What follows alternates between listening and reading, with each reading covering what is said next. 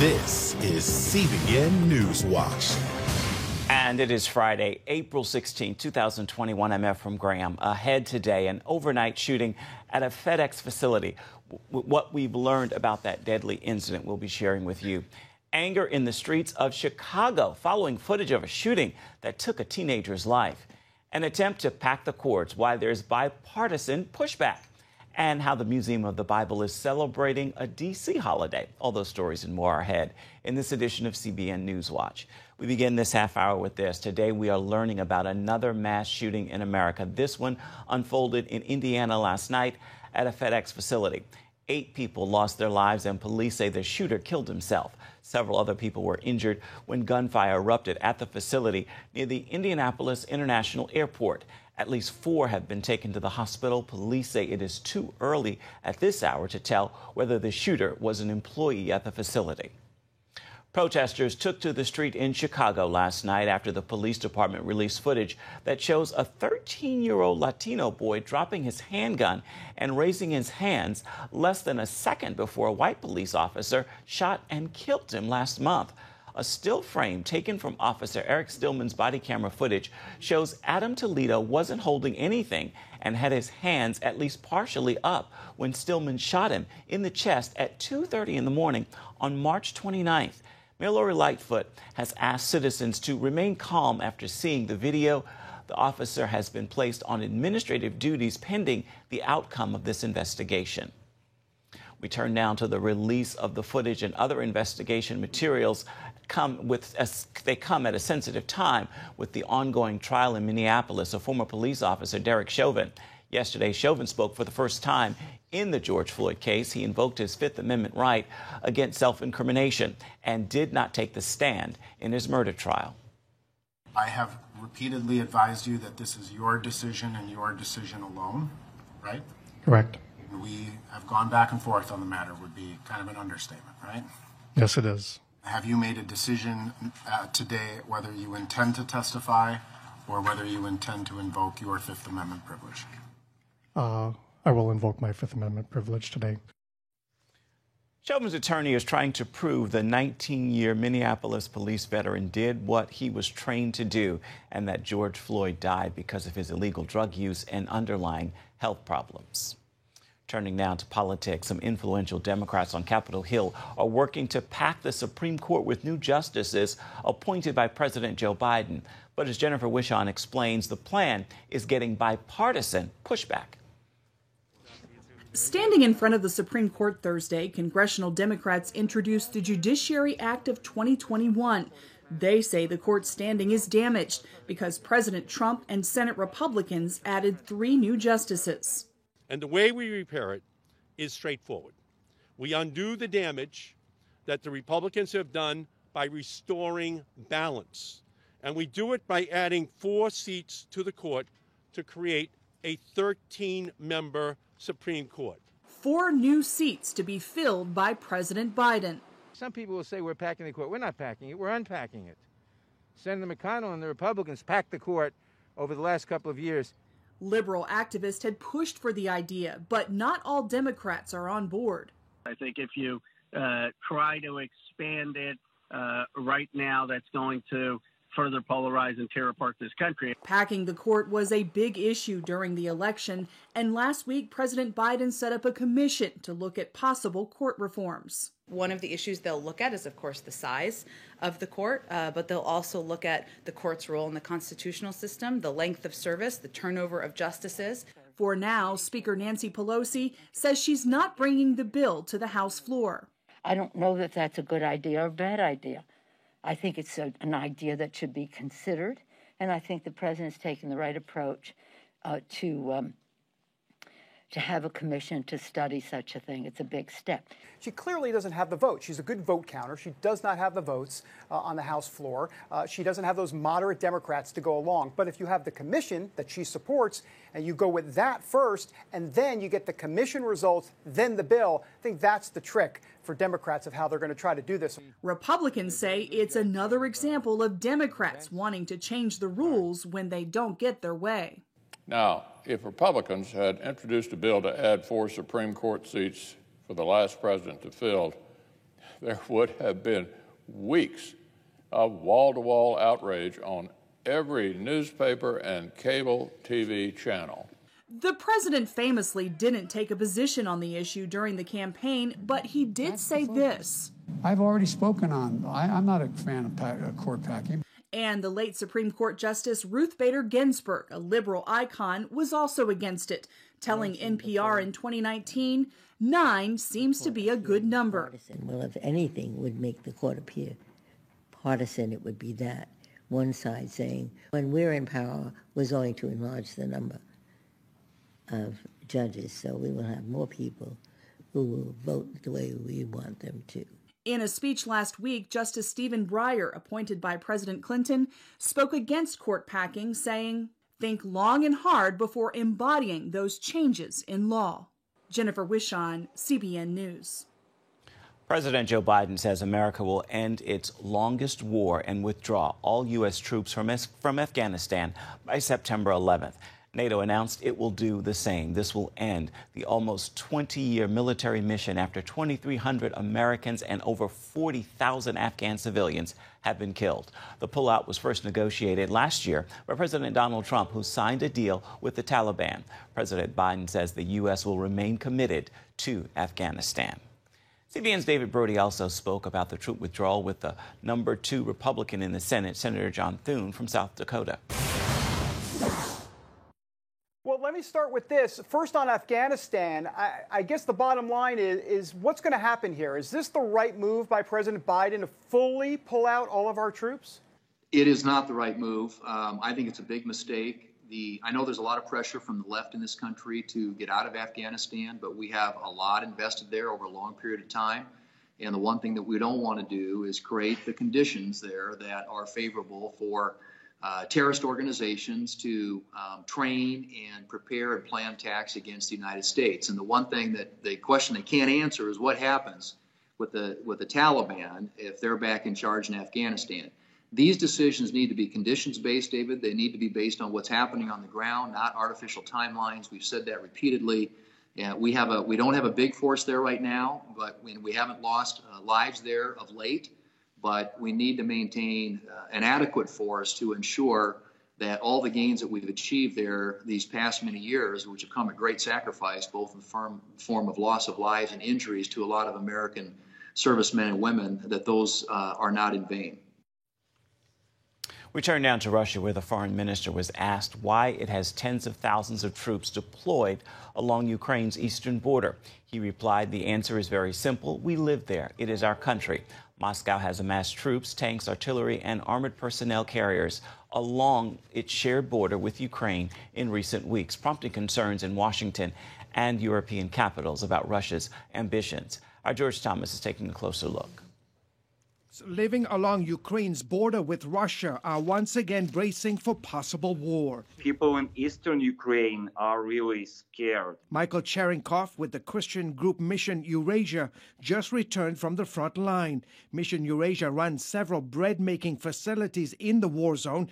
Cherenkov says recent violence between Ukrainian soldiers and Russian-backed separatists has everyone there on edge. They expect Russian invasion anytime. Moscow has reportedly massed more than 80,000 troops in recent weeks along Ukraine's eastern border. Peter Dickinson with the Atlantic Council tells CBN News the world should be concerned about Russia's deployment of tanks, artillery, and armored personnel carriers. The build-up is certainly designed to give the impression that Russia is prepared to launch a major offensive. Ukraine's president, following a recent tour with soldiers on the border, urged Russia to pull its troops back. Stephen Pfeiffer, former U.S. ambassador to Ukraine, tells CBN News that Moscow's tactic is to scare the government in Kiev and also test the West's reaction. This is basically Russian saber rattling designed to unnerve Kyiv. The Russians do this periodically, although this is quite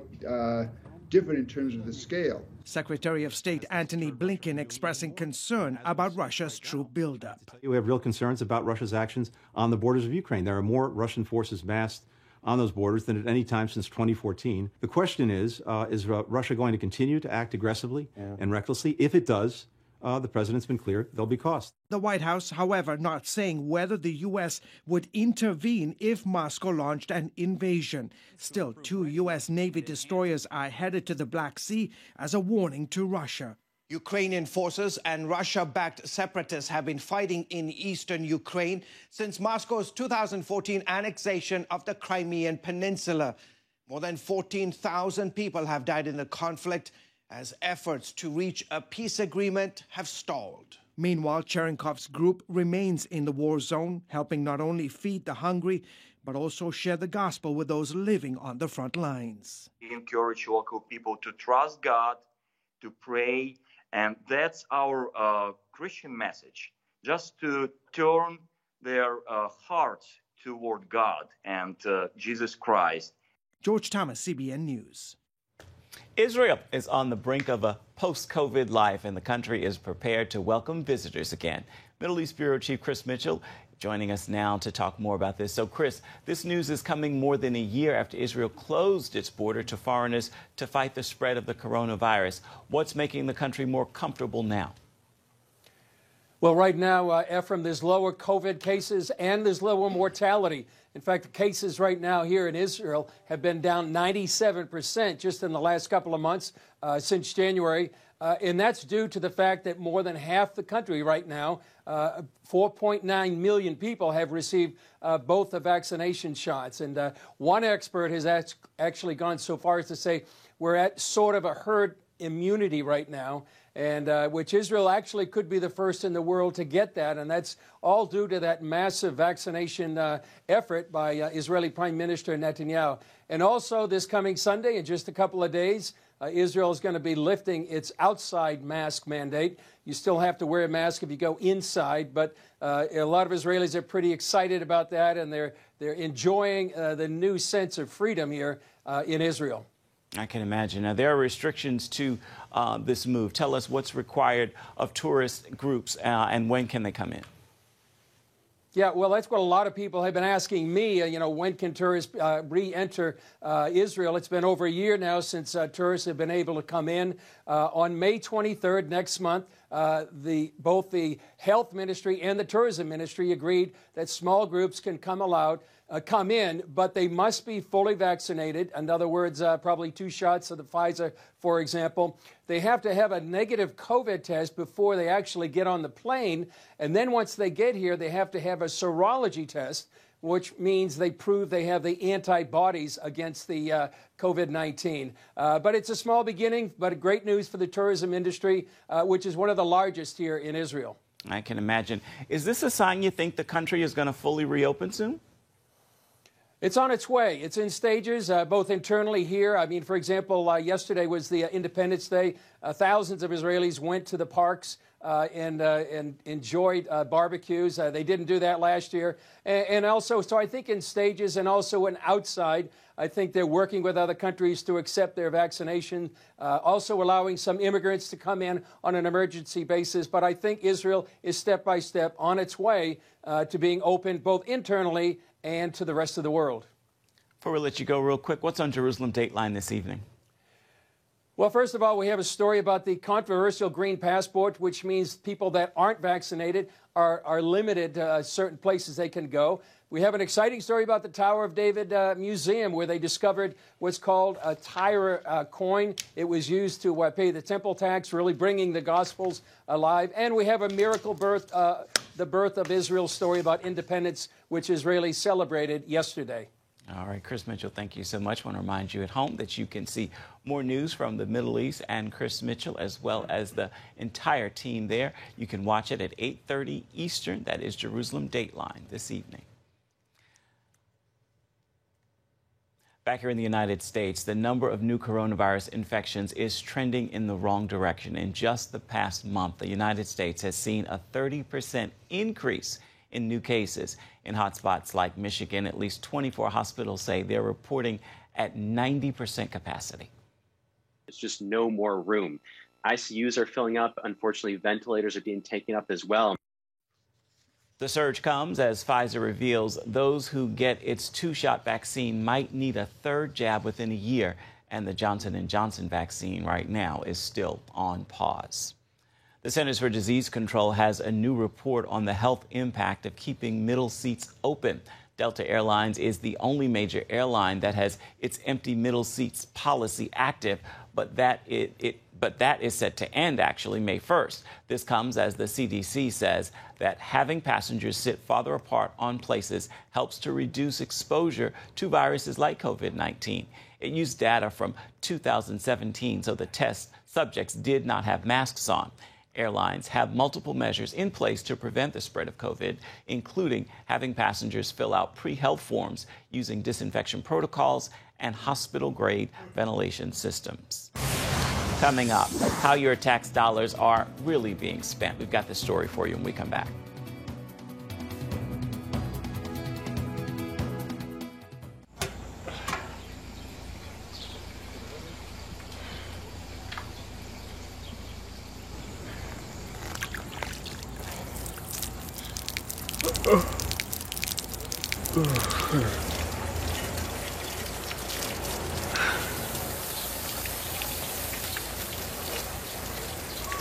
Life is better with a good night's sleep.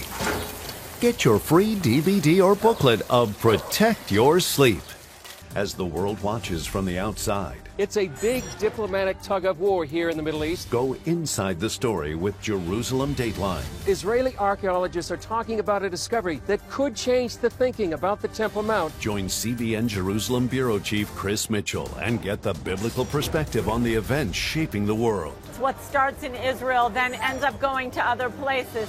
Watch Jerusalem Dateline Friday night at 8:30 on the CBN News Channel. Life. It's meant to be lived fully. Jesus said it. I came to give you life. Life to the fullest. Life in your family. Life in your finances. Life in your body, mind, and spirit. Life in your everyday.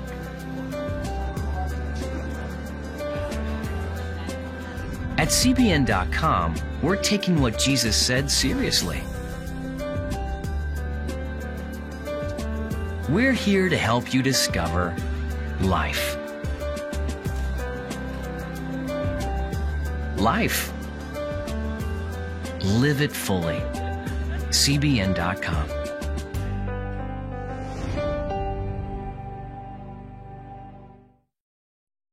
Government spending and waste. A new report shows exactly how Congress can misuse your tax dollars, and some of it might leave you shaking your head. CBN's Paul Strand did some digging into the newly released Pig Report.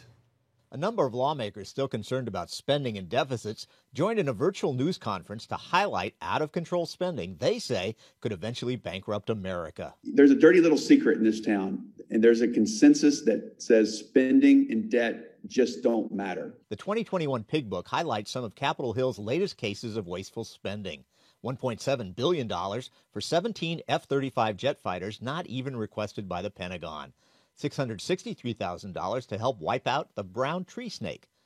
$19.7 million handed over to the East-West Center in Hawaii, though there was no formal budget request for it. Tom Schatz, who oversees the annual Pig Book, points out after a supposed 10-year ban, these wasteful earmark projects have returned, but in disguise. The new earmarks are called community project funding, an absurd designation that covers almost everything the government does. Senator Rand Paul points out the Pig Book says these pork barrel projects are back with a vengeance. It highlights 285 earmarks costing $16.8 billion. For far too long, earmarks have been used as a form of legal bribery, enabling party bosses to pass irresponsible and bloated spending that has ballooned government spending and added to our staggering $28 trillion national debt. And they warn that much worse is still ahead, thanks to President Biden's massive infrastructure bill. $2 trillion plus. The number keeps growing. Only about 6% will go for things like roads and bridges, while the rest covers a wide range. On silly things like a squirrel sanctuary in Tennessee, or turtle tunnels in Florida, and critter crossings in Vermont. Paul Strand, CBN News, Washington. On October 1st, 1961, history was made when a tiny station began transmitting the first signals of the Christian Broadcasting Network. CBN, the Christian Broadcasting Network. And now, a new era has begun with the all-new CBN News Channel. Just moments ago, the Iron Dome intercepted an incoming rocket right on the Gaza border. Administering in this area, spiritual warfare is definitely involved. A 24/7 news network, bringing you the news you want from a source you can trust. In Kenya, 40% of the medical services are actually provided by these Christian hospitals. Let's talk about the economy. Believers here are joining together to win people to Jesus Christ. All your favorite shows now in one place. Go to CBNNewsChannel.com to find out how to get the CBN News Channel on your TV all day, every day. CBN News.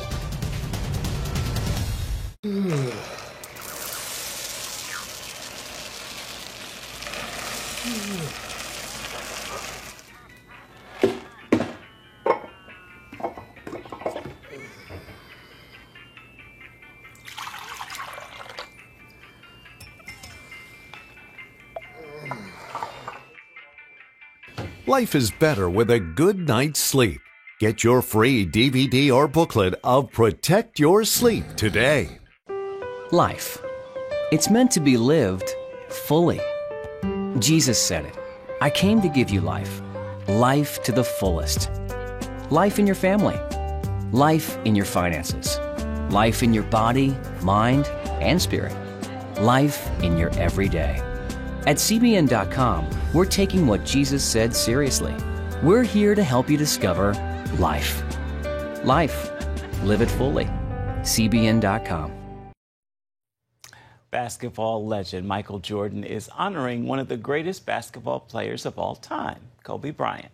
CBN Sports Director Sean Brown joins us now to talk about this historic moment. So, Sean, the Naismith Memorial Basketball Hall of Fame announced the list of Hall of Famers. Can you break down the significance of this event?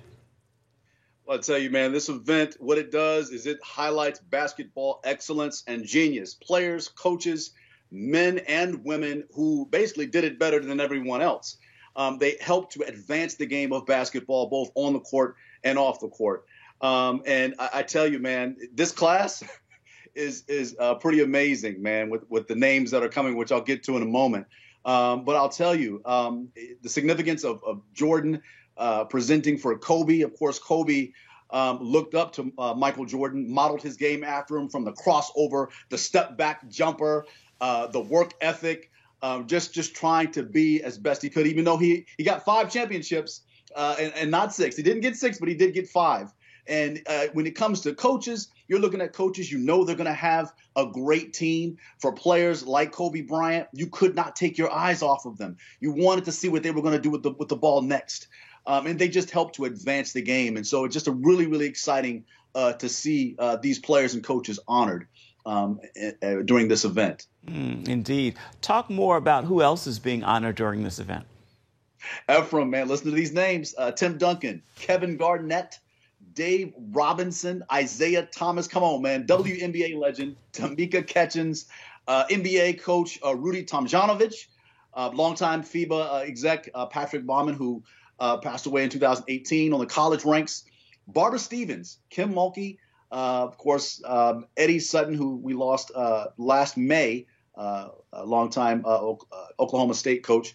And so just listen to those names. These people helped to advance the game. You could not take your eyes off of them when they were on the court, and when they were coaching, you knew their team was going to be competitive. And so this award, obviously, this is a celebration of their accomplishments in basketball. Great class indeed. Before we let you go, what's coming up on Going the Distance this weekend? Well, hey, we just finished talking about basketball and the greatness of these players and coaches. Well, I've got Dan Gable, wrestling coach legend and legend himself, talking about what it takes to win. Everybody works hard, but there's a slither of people that do a little bit more than just working hard. You've got to have some other things, and he talks about those things that build champions. Look forward to that. I want to remind you at home that you can watch Going the Distance with Sean Brown this weekend. You can find it on the CBN News Channel. You can find it Saturday at 6:30 and Sunday at 7:30, both Eastern Standard Times. Thank you so much, Sean. Stay with us. We'll be right back. Hey, if you're tired and exhausted all day, you can't think clearly, and you really just need a cup or even a pot of coffee to get through your day, then join me, Dr. Josh Axe, for this new series where I'm going to teach you how to transform your diet and use essential oils and supplements to get a better night's sleep. Wake up to your best life. Call 1-800-700-7000 to get your free DVD or booklet of Protect Your Sleep today. It's about the competition. I kind of put that pressure on myself, and I think people had expectations. It's about overcoming. We use this phrase all the time, keep chopping, keep practicing hard. It's about going the distance. You know, I think as a father, it's my job, to lead. Just be the best husband and father I can be. Watch Going the Distance with Sean Brown Saturday night at 7:30 on the CBN News Channel. Orphans Promise is committed to loving and serving at-risk children, to helping keep families together, and to creating opportunities for strong and sustainable communities around the world. We're working in over 60 countries around the world, and with your help, we can do even more. There's an old African proverb I love that says, if you want to run fast, run alone. But if you want to run far, run together. At Orphans Promise, we want to run far so we can touch the lives of as many orphaned and vulnerable children as possible. But we don't want to go alone. We're out to change the world, one child, one family, one community at a time. Will you join us?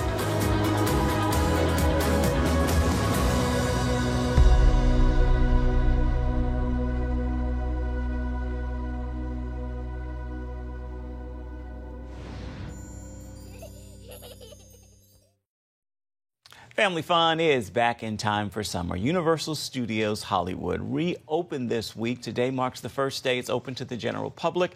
The park yesterday reopened for annual and season pass holders. There are temperature checks in place at the entrances and mandatory social distancing while waiting in line. The Museum of the Bible is inviting everyone to observe the 159th anniversary of the D.C. Emancipation Day. That is today. The museum will hold special educational activities for the holiday that is local to our nation's capital. The day commemorates the day President Abraham Lincoln abolished slavery and freed more than 3,000 enslaved people in the district in 1862. That was 1 year before he issued the Emancipation Proclamation in 1863. Before we say goodbye, it's time for your Friday Faithful, and today I leave you with this thought.